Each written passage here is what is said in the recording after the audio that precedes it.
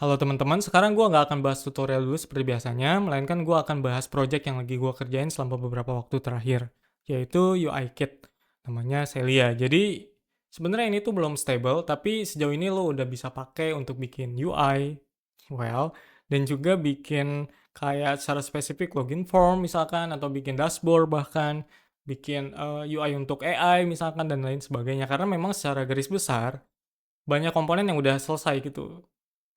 Dan gue itu masih belum confidence untuk ngerilis ini secara stable. Jadi gue butuh beberapa hal dulu untuk dilakukan sebelum gue ngerilis ini secara stable gitu. Kayak gue pakai ini untuk sehari-hari, segala macam, testing ini, testing itu gitu. Tapi kalau lo mau explore atau eksperimen, lo udah bisa pakai ini. Tapi gue tidak merekomendasikan untuk digunakan di production ya, gitu. Jadi ini untuk React dan juga dia dibangun di atas base UI. Jadi base UI ini headless component ya kayak Radix gitu. Dan stylingnya gue pakai Tailwind. Ini halaman depannya dan di sini ada beberapa komponen yang bisa lo lihat ya. Ini demo komponen yang lo bisa pakai juga di projectnya. Begitu. Dan kalau lo tertarik bisa pergi ke Get Started. Di sini ada introduction juga. Alasan atau juga pendekatan yang gue pakai di project ini atau bikin UI kit ini, sebenarnya secara mendasar gue bikin ini bukan dengan motivasi untuk menggantikan yang sudah ada ya atau yang lain gitu. Enggak. Karena memang ini untuk keresahan gue sendiri gitu dan kebutuhan gue sendiri pribadi gitu dan gue bikin di sini ya barangkali lu juga butuh. Jadi ya udah pakai pakai aja nggak masalah gitu. Dan juga di sini ada pendekatan yang gue pakai dan gue jelasin di sini juga di design approach. Kemudian juga di sini konsepnya ya bukan package yang lo perlu install ya, karena memang ini kayak copy paste aja. Cuman gue bikin CLI-nya supaya lo gampang gitu untuk ngedownload si komponennya gitu. Dan di sini juga ada guides untuk installation-nya, ada Vite, React Router, Transact Start, dan juga Next.js. Kalau misalkan di luar itu, lo bisa ikutin manual guide. Karena memang mungkin lo pakai framework yang nggak ada di sini gitu. Entah apa itu namanya gue nggak tahu. Tapi lo bisa pakai beberapa guide yang udah ada di sini untuk lebih mudah gitu. Dan di sini juga spesifik banget ya atau kalau menurut gue ya ini udah cukup lengkap gitu dan karena memang udah gue uji coba juga beberapa guide ini karena memang susah ya nulis technical dokumentasi kayak gini karena lo harus testing di environment sungguhan gitu. Pertama environment-nya itu yang bukan environment yang lo pakai saat bikin project-nya. Misalkan gue pakai komputer ini bikin project Celia ini. Nah, untuk nulis dokumentasi atau untuk ngetesnya itu biasanya pakai komputer yang lain gitu atau bikin environment yang fresh. Misalkan pakai VM gitu atau yang lain. Intinya jangan yang sama karena biasanya bisa aja di mesin yang itu gitu kayak works on my machine gitu ya itu problem klasik lah gitu. Oke, kita di sini juga akan coba demoin ya atau gua pribadi mau demoin gitu. Kita akan pakai React Router dan seperti yang lo bisa lihat sendiri sebelah kiri juga udah banyak komponennya ya gitu. Oke, kita akan pergi ke terminal di sini ya bukan pergi keluar gitu. Oke, kita akan paste di sini kita akan bikin namanya Celia RR misalkan ya. Oke, di sini gua nggak mau init git dan di sini npm kita install ya. Pakai npm maksudnya dependencies-nya. Tunggu sampai selesai.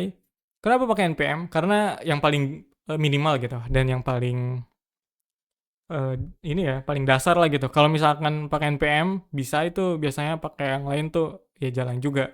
Paling nggak itu pengalaman gue begitu. Kayak pakai npm, pakai yarn atau yang lain gitu.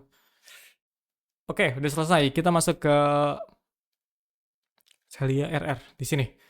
Nah, sebenarnya si Celia ini dia butuh Tailwind, butuh base UI dan juga beberapa dependencies yang lain. Tapi yang paling signifikan itu ya si Tailwind ya, karena memang itu rely on Tailwind ya. Jadi kalau nggak ada Tailwind ya nggak bakal jalan gitu. Nggak ada base UI juga dia nggak bakal jalan. Tapi si base UI-nya kan dia hidup di komponen itu tersendiri gitu. Tapi si Tailwind ini hidupnya di project-nya atau di code base-nya. Jadi harus udah ada si Tailwind-nya. Nah, beruntungnya di React Router ini defaultnya dia udah ada Tailwind. Jadi ini memudahkan gue gitu sebagai pembuatnya gitu, karena gue nggak perlu ngasih tahu lagi cara install Tailwind di dokumentasinya begitu. Jadi contohnya di sini lo bisa lihat sendiri. Berikutnya lo tinggal jalanin ini aja, karena gue bikin CLI-nya. Itu yang paling penting. Tanpa CLI lo harus ngelakuin beberapa hal tadi itu, atau beberapa hal yang lain gitu, kayak install dependencies, copy ini, copy itu, bikin file ini, bikin file itu gitu. Secara manual. Dan dengan adanya CLI, lo bisa jalanin ini dan itu bakal melakukan hal-hal tersebut secara otomatis. Contohnya di sini, dia ngedetect si frameworknya secara otomatis dan dia melakukan beberapa hal dan dikasih tahu dulu apa yang akan dilakukan dan dia bakal nanya supaya dia itu sifatnya tidak magic ya, nggak kayak sulap gitu. Bisa aja gue langsung melakukan semua hal tadi gitu tanpa konfirmasi, tapi buat gue pribadi gue lebih suka yang kayak gini. Jadi biar pertama buat gue itu ngebangun trust ya gitu, jadi nggak kayak serampangan gitu, dan lo juga tahu gitu apa yang dilakukan sama si CLI ini gitu, dan lo jadi lebih confidence sebagai user. Oh iya, ini gue bakal lakuin ini gitu, jadi kayak bener-bener nggak ada unsur kesengajaan gitu, atau ketidaksengajaan, justru sorry, ada unsur kesengajaan dan tidak ada unsur ketidaksengajaan. Pokoknya gitulah gitu. Is this okay? Ya, yes. Nah kan kalau begini, itu jadi lo lebih yakin. Karena ya lo bener-bener tekan enter itu, jadi nggak ada, oh gue nggak sengaja nih jalan ini gitu, jadinya bla bla bla gitu. Gitulah kira-kira. Dan udah selesai ya. Dan di sini udah ada file config-nya juga, celia.json, gue taruh di sini. Dan ini bentukannya, dia untuk saat ini nyimpen paths aja sebenarnya. Untuk future use. Karena saat nanti jalanin perintah yang lain itu bergantung dengan path ini gitu. Kayak misalkan nambahin komponen, di sini ada perintahnya, saya lihat add komponen. Misalkan gue mau nambahin komponen button ya, add button di sini. Nah, dia nge-load config Celia gitu. Dan di sini udah ada satu file ditambahin gitu. Kalau misalkan gue jalanin lagi perintah yang sama, di sini dia bakal konfirmasi. Kalau misalkan file button itu udah ada loh sebelumnya, lo mau override atau skip gitu, skip existing files atau override all existing files. Kalau lo nggak mau, ya cancel aja gitu. Balik lagi, nah kayak gini, kalau mau override juga boleh gitu. Jadi supaya dia itu tidak serampangan balik lagi gitu. Jadi kan takutnya dia udah ngedit-ngedit, ke-edit kan atau ketimpa, bahaya tuh. Kecuali dia memang sengaja gitu. Oke. Balik lagi ke dokumentasinya, di sini udah kita bisa copy contohnya di sini. Kita balik lagi ke sini, kita buka di sini ya. App routes home. Nggak enak banget. Kita buka gini aja. Home. Nah, kita replay semuanya. Ups. Perasaan udah gue copy deh. Kita save dan kita buka terminal baru session di sini atau pen di Tmax, gue pakai Tmax, dan di sini kita jalanin dev-nya. Kebiasaan. Kita pakai npm ya. Nah, kita bisa buka localhost 5173 dan di sini udah ada buttonnya kayak gini contohnya, cool button. Dan kalau misalkan lo mau edit-edit, juga misalkan kita bikin div di sini, BTW gue juga belum install ini ya, IntelliSense dan juga autocomplete di Neofilm ya. Kalau apa? Gue apal. Justify center minha diviha. Nah, jalan. Dan karena gue baru install Arch juga ini, jadi banyak hal yang masih belum gue setup. Oke, kita pergi ke root dan di sini juga udah ada dark mode ya di Celia-nya, jadi lo bisa pakai kayak gini manual dan contohnya nah udah ada dark mode-nya. Begitu dia. Jadi udah selesai. Kita punya satu button di sini. Misalkan lo mau pakai apalagi card, misalkan bikin card, di sini juga ada tambahin card. Misalkan di sini npx Celia add latest apa namanya card ya. Sorry, add card. Nah, Udah ada. Di sini kalau lo lihat juga udah ada card-nya. Nah, ada di sini. Ini dia isi komponen. Jadi sebenarnya dengan approach ini lo bisa edit-edit source-nya. Kalau misalkan lo nggak setuju dengan opini gua untuk bikin komponen ini, ya lo edit aja. Misalkan lo nggak suka P6, ganti aja P8 gitu. Nggak masalah, paddingnya jadi 8. Begitu itu nggak masalah. Jadi Celia ini UI kit yang bener-bener opinionated atau yang pakai opini gua. Gue punya opini ABCD gitu. Gue punya opini kalau si komponen itu harus composable atau dia tuh harus jadi kohesif gitu dalam struktur UI yang spesifik, atau dia tuh harus work out of the box gitu saat digabungin dengan komponen yang lain gitu. Pakai contextual styling segala macam gitu. Nah, itu opini gue. Makanya gue tuangkan di sini atau gue jadiin konsep atau eh, approach untuk bikin komponen ini atau UI kit ini, dan itu lo bisa edit-edit karena memang source-nya itu ada di lo. Lo bebas edit-edit jadi kayak apapun itu gitu ya. Selain itu juga di sini komponennya banyak ya, dan kayak misalkan menu. Menu itu drop down. Kalau di yang lain tuh drop down, tapi si base UI ini dia pakai nama menu. Base UI itu ini. Ini API reference-nya, ini menu, dan karena si base UI ini juga dia benar-benar composable. Kayak misalkan menu, ini kan bentuknya gini. Komponen yang sama menu ini lo bisa pakai untuk menu bar. Mana ya menu bar ini? Nah, secara anatomi dia tuh pakai menu juga, komponen yang menu yang tadi gitu, cuman dibungkus pakai menu bar, dan eh ini sejalan dengan apa yang gue yakini gitu. Kayak apa ya, yakini gitu. Sejalan dengan apa yang gue percaya kalau itu tuh jalan yang enak gitu untuk bikin UI gitu. Karena pengalaman gue kerja di startup gitu saat bikin produk, bikin UI segala macem gitu, pakai cara ini tuh enak gitu. Dan si base UI itu pakai cara yang sama. Gitu, makanya gue pakai ini, dan ini bener-bener baru ya, karena belum lama juga mereka baru rilis stable gitu, dan gue juga nggak mau terburu-buru gitu. Walaupun dia udah stable, gue juga masih belum confidence untuk nge-release ini sebagai stable karena gue harus tanggung jawab, dan gue harus ngetes beberapa hal yang lain gitu sebelum gue rilis. Seperti gue omongin tadi di awal. Contohnya di sini ada preview card juga kayak gini, terus juga ada item. Ini komponen yang menurut gue sangat versatile ya. Kayak ini tuh kalau misalkan zaman dekade sebelumnya kayak 2010-an gitu, itu biasanya disebut dengan media object. Namanya tuh media object. Nah, kalau di Bootstrap namanya media object. Tapi secara umum istilah media object itu sering dipakai di web design secara spesifik juga gitu. Atau terkhusus.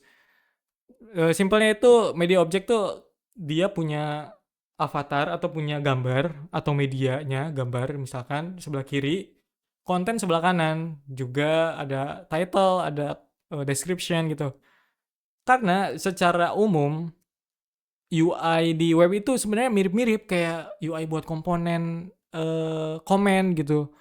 Juga reply-nya review dan komen itu mirip, ada nama, ada username misalkan, ada kontennya. Secara struktural tuh mirip, ada fotonya di sebelah kiri, konten di sebelah kanan gitu. Juga ada yang lain lagi gitu. Ya, makanya dibikin yang namanya media object itu simple, atau penjelasan simple aja soal media object gitu. Ya, nah, gue bikin ini yang mirip kayak media object, gue namain item gitu. Jadi si item ini lo bisa pakai secara basic kayak gini, atau lo juga bisa gabungin di yang lain kayak misalkan drop down menu gitu, digabungin dengan ini juga, bahkan lo bisa bikin si item ini sebagai radio. Nah, kayak gini. Begitu. Jadi ini yang gue maksud dengan composable, dan secara API kan lebih predictable. Kayak misalkan lo mau bikin item nih, kayak gini misalkan, dan lo kepikiran, oh kayaknya ini bagus nih dibikin radio gitu. Atau lo mau bikin radio tapi visualnya itu kayak item, dia tuh ada icon sebelah kiri misalkan, atau dia ada konten atas bawah title dan juga description. Ya udah pakai item aja gitu. Kan simple gitu, predictable, dan lo bisa melakukan itu dengan cara yang gampang kayak gini contohnya.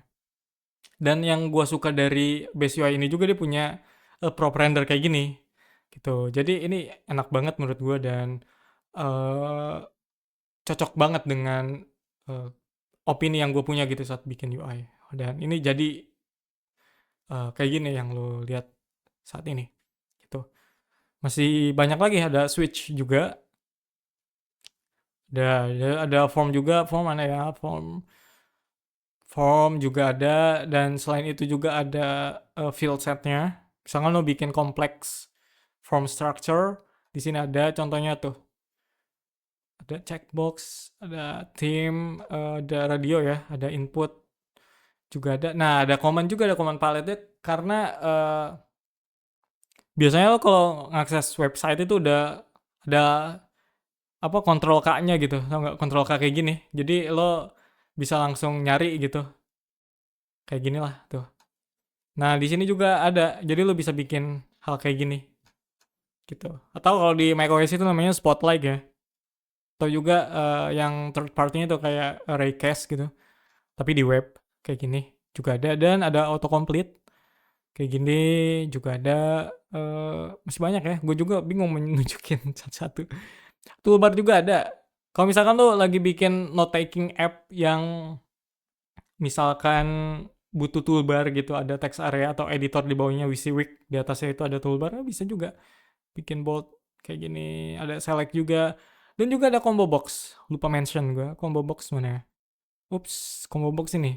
Nah, jadi kayak select box, tapi bedanya dia bisa search. Bisa di search gitu, ada search inputnya atau searchable.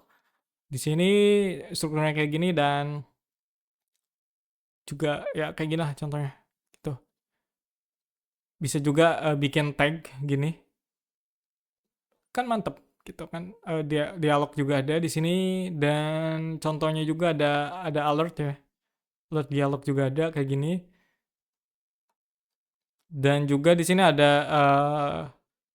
confirmation dismiss. Jadi kayak misalkan lo ngetik sesuatu lalu lo cancel, dia muncul nested dialog. Walaupun mungkin secara UX ini debatable ya, bagus atau jelek, tapi dia bisa begini. Terserah lo mau pakai atau enggak. Tapi dia bisa bikin begini gitu. Oke, itu aja. Dan terakhir di sana ada blocks. Blocks ini adalah, oh iya, sebelum itu gue mau kasih tunjuk sidebar. Di sini gue juga bikin sidebar. Mana ya? Sidebar ini nggak ada dari base UI ya, dari base UI gitu. Gue bikin sendiri kalau ini dari awal. Walaupun beberapa komponennya gue kompos juga pakai base UI. Komponen kayak collapsible kayak gini. Ini gue juga bikin pakai si base UI. Drop down-nya juga, tapi secara keseluruhan atau basicnya itu gue bikin dari awal. Ini banyak banget komponennya. Jadi lo bisa bikin sidebar yang cukup kompleks menurut gue. Dan di sini ada blocks. Blocks ini UI yang udah jadi lah, tapi nggak bener-bener jadi semuanya. Ada yang cuman sidebar kayak gini. Contohnya ada juga di sini sidebar ya, banyak. Karena gue bikin sidebar kayak untuk text editor contohnya.